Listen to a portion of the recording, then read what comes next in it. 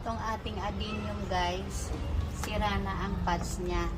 Kaya pag dinidiligan, diretso agad sa labas yung kanyang water. So hindi rin nasisipsip nung rose yung water. Kaya ngayon, ang gagawin natin ay iriripat natin. Dito natin ilalagay sa pot na ito.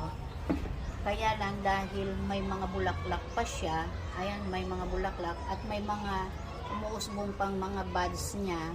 So, hindi muna natin gagalawin. At saka, medyo nag-uulan ngayon, panahon na medyo maulan.